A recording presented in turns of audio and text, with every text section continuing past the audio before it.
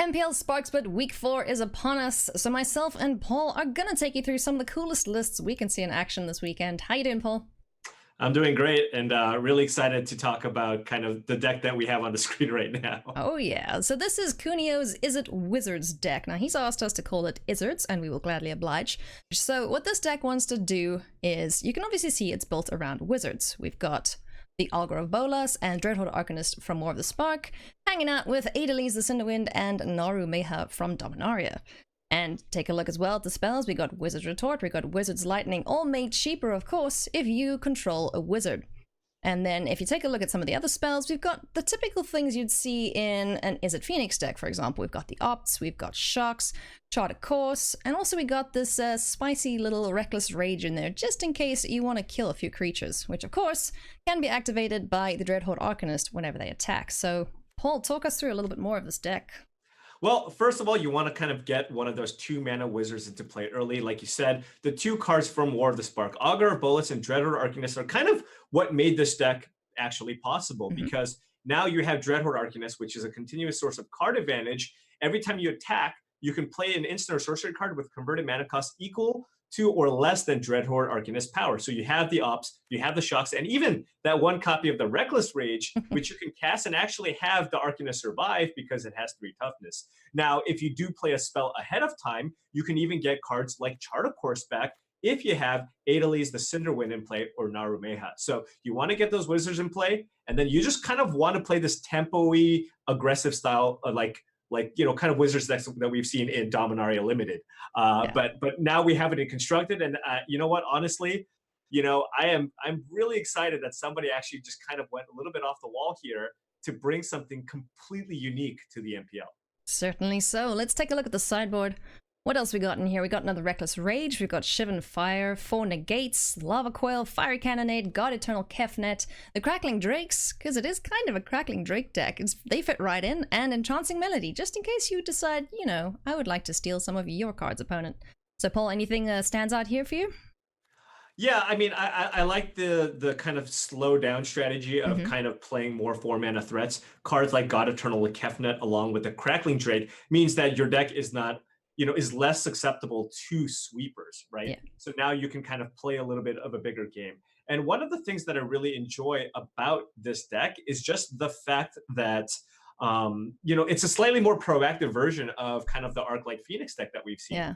Izzet Phoenix deck plays a lot of the same cards. However, this deck, you can curve out a little bit better. You have more blockers early with the Arcanist and the Augur. And then you can just close out games very quickly with Adeliz the Cinderwind, another wizard, and just a flurry of spells, right? And this deck has a little more disruption because you play those 4 copies of Wizard's Retort in the main. Yes, indeed. So, I'm looking forward to seeing this deck in action. Let's see if we can get some explosive power on the board for Kunio's Izzards. Alright, taking a look now at Eric Froehlich's Gruul list. Now, you might think this doesn't look particularly different than what you may have seen in the meta already, but we are running 2 of the Domri Anarch of Bolas, as well as 2 copies of the Immortal Sun, because, there's a whole bunch of Planeswalkers in Standard at the moment, so let's take a look at the list quickly, see what it wants to do. We've got the Llanowar Elves, your little Mana Dorks, as well as the Paradise Druids to help you ramp into your bigger threats, such as the Rekindling Phoenix, Gargan Hellkite, and the Immortal Sun.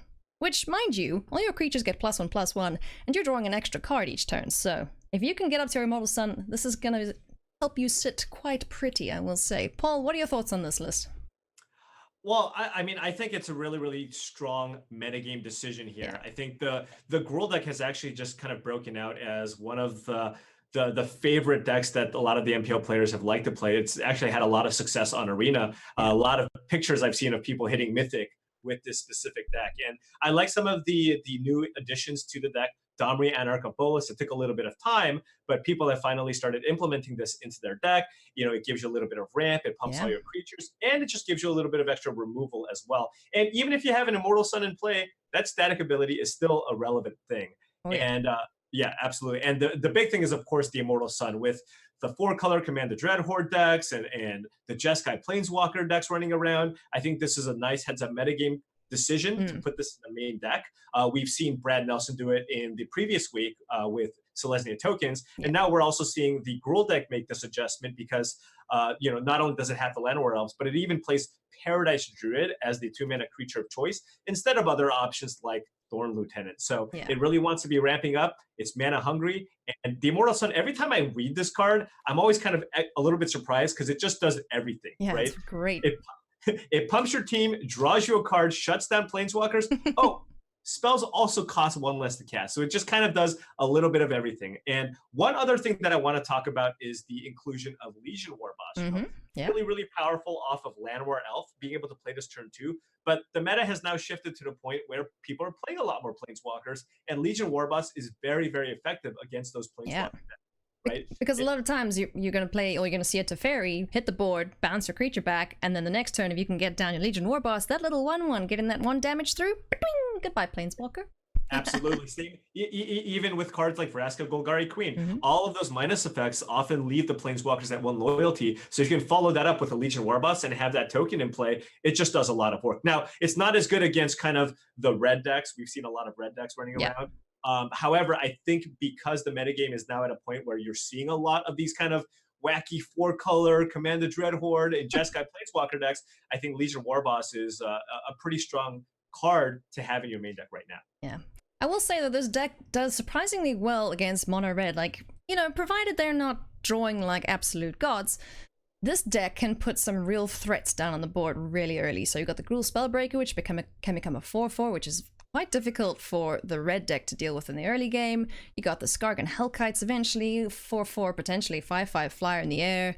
The Rekindling Phoenix that just keeps coming back. If the red deck can't answer this, you can set up your board of really beefy creatures real quick. Domri hits the board too. You can just fight, move the... Yeah, it's great. Like, I think this deck does really well against the mono red decks. Like I said, provided they don't draw insanely. Yeah, absolutely. I agree. I think, one of the things that you do have to be mindful of is something like Goblin Chain Whirler, of course, because of the Paradise Druid and Llanowar Elf. But traditionally, kind of the mid-range decks are a little bit better against the hyper-aggressive strategies because it slows down a little bit for higher quality creatures. So 3-mana 4/4, really difficult for a deck like Mono Red to deal with. All right, let's take a quick look at the sideboard now. We've got the 3 Lava Coils, Sorcerer's Spyglass, Threshing Brontodon, Chandra, Fire Artisan, Sarkhan the Masterless, and Vivian Reed, as well as another copy of the Immortal Sun and this mountain here. So, Paul, why the mountain? Well, oftentimes we call that having that extra land. A lot of top players tend to do it because it kind of makes you feel a little bit smarter. But oftentimes it probably is correct. You went over the sideboard there and you just saw a lot of really expensive top-end planeswalkers, right? Chandra, Fire Artisan, Sarkhan the Masterless, and Vivian Reed. And in order to get to that, you're going to need lots of mana sources. And, if you take a look at the main deck, it's pretty streamlined, right? Outside of the Immortal Sun, you have lots of 1s, 2s, and 3s. But after sideboard, because your average converted mana cost gets so much higher, it makes a lot of sense to also just add that extra mana source. Also, it wouldn't surprise me, if Eric is playing against something like a control deck, he might want to take out some of his mana creatures because that just leaves you really vulnerable to sweepers. And as a result, you're gonna need that extra mana source. So having that land in the sideboard makes a lot of sense. Cool. All right, well, there you go. That's Frolic's Gruul aggro list. I look forward to seeing this in action and seeing if the Immortal Sun can shut down some pesky planeswalkers. And last but not least, we have Seth Manfield's mono red deck. Now, we are no stranger to the red deck wins. This has been around in every single meta that for like the past, I don't know how long. But yeah, Seth Manfield has had excellent success with this. He's 4-0, I believe, at the moment, Paul. Yeah, and he submitted this deck basically every single week. And, with good reason, the mono red deck, in a world where everybody's experimenting and trying out a bunch of new decks, guess what keeps all those decks in line, in check?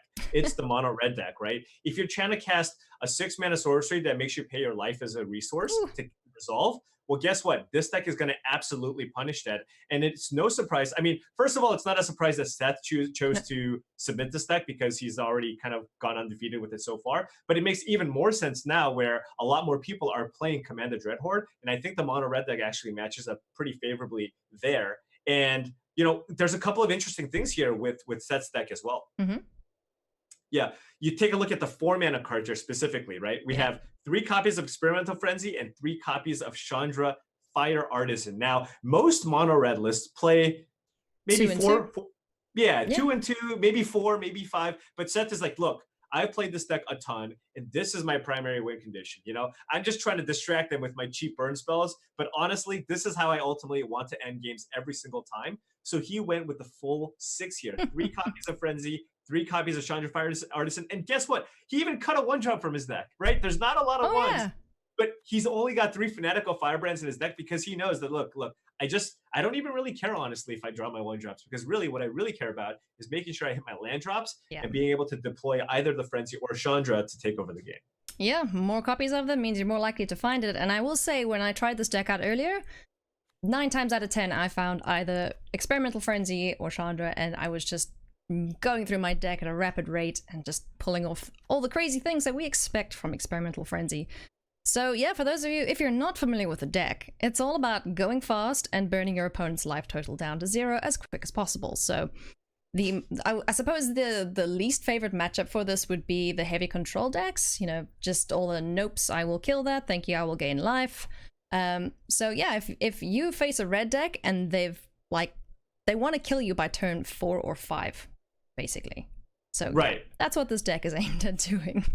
Yeah, well, the thing is, yeah, there's a lot of decks, especially some of the mid-range decks, do have a good amount of ways to gain life. For example, I think the Esper mid-range deck, the Esper Hero, Heroes, has, you know, cards like Oath of Kaya, Vraska's Contempt, and Enter the God Eternals. Those are the decks that this mono red deck doesn't want to face. But a lot of those mid-range strategies are kind of being hated out because everybody's playing 4-color Commander Dreadhorde, right? And Commander Dreadhorde decks are the ones that are really going over the top of anything mid-range. And in that world, mono red makes a lot of sense to play again. And despite that, worst case scenario, mono red pretty much has game against everything. And one of the most surprising things, or I guess it's not surprising anymore, is just the fact that the mono red deck is extremely resilient, right? Yeah. You have so many ways to get ahead on cards. Not only do you have your 4-mana cards that we talked about in the Frenzy and the Chandra Fire Artisan, you even have 4 copies that light up the stage. You know, oftentimes that's 1 mana, draw 2 cards. So it's extremely powerful. The red deck has a lot of staying power, and that's why it's so difficult for so many decks to be able to beat this.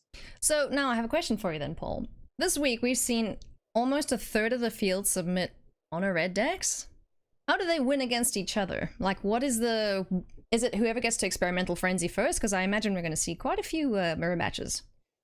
Yeah, that's often what it comes down to. I think what you want to be doing in those matchups is saving all your burn spells. You know, you actually don't want to be targeting your opponent's space with the burn spells. What you want to be doing is trying to keep the board as clear as possible. Kill all their Steamkins, kill all their creatures, and then ultimately slam one of your 4-mana card advantage engines and try to win based on kind of attrition. It's funny. It kind of becomes like a mid-range matchup, right? Because both decks have access to so much burn to kill other's creatures. It's kind of last threat standing wins. And in a sense, it's really interesting because that's kind of what the old school mono red mirror was like, where players would often choose to draw just so they had that 1 extra card. Here, you don't want to do that because you want to slam the Frenzy first, but it just plays out very similarly well, where sometimes if you know, instead of playing out a Goblin Chain Whirler or a creature, you often just want to keep up a Lightning Strike just to be able to respond by killing their creature, untapping, and slamming something like a Frenzy or a Chandra. All right, let's take a quick look at the sideboard here. We have 2 Direfleet Daredevils. These are great in the mirror match because all of the spells that you're casting as a mono red deck, they're all pretty cheap. So if you can play this on 4, you're getting a Lightning Strike, potentially a Wizard's Lightning if you have a Lava Runner on the board. So very, very good card there. Lava Coil for any bigger threats. This particularly in the Gruul matchup, getting rid of the Gruul Spellbreaker if it's got the +1 counter on it. 2 Fight with Fires. That's a nice addition. I'd like to do 10 damage to your face, please. Yeah, I don't think that's going to happen very often, but I think specifically the red deck has a really difficult time dealing with cards like Lyra Dawnbringer. Oh yeah. That's primarily why Fight with Fire is there. Also, you could use Fight with Fire to kill cards like God Eternal Kefnet because Kowalski has basically submitted that Dimir deck every single time. True. And we see the Legion Warboss, a very good card, just as we spoke about earlier. Getting on the board, getting that hasty creature in, potentially killing a Planeswalker at 1 loyalty. We've got Tybalt Rakish Instigator. Now, this card is not auto-include in every single red deck, but especially in a meta where we're seeing a lot of life gain from like Vraska's Contempt, Moment of Craving, he will put in a lot of good work for you because his static ability is your opponents can't gain life. So if your objective, dear Esper Control, is to gain life, well, no, sorry. I have Tybalt and you cannot. And then another Experimental Frenzy. Yeah, and Tybalt is kind of one of those cards where it took a little bit of time, but people ultimately realized that the static ability is so powerful. You should have this in your deck because, of course, the whole primary objective of the mono red deck is Lightning Strike. Your Wizard's Lightning, you just cast all these burn spells to burn you out. And then if somebody absorbs one of your spells, all of a sudden you're like, what am I doing with my life? So now Slam and Resolve a Tybalt, it just does so much work in a lot, in a variety of different matchups. And, that extra copy of Experimental Frenzy that you pointed out also makes sense because, Seth is all about those 4 mana cards. Honestly, 7 seems a little bit excessive to me because I've definitely been like, Experimental Frenzy Chandra flooded and you want to have some interaction, but I think Seth just recognizing that this is the most important card. I don't care if I draw multiple copies of them because if I stick one of them, I can usually just win the game. Oh yeah. Tybalt as well, very, very good against the 4-color Command the Dreadhorde. So if you would like to go and fish your creatures out, you better make sure Tybalt's off the board first. Yeah, because you can't gain life. You can't cast a Command the Dreadhorde to get back Wildgrowth Walker and a bunch of Explore creatures and gain a bunch of life. So you're kind of limited to just that one Command the Dreadhorde because anything after that, you're probably going to lose. Oh, yeah. Well, there you go, everyone. Those are some of the decks we can look forward to seeing in action during the MPL Spark Split Week 4.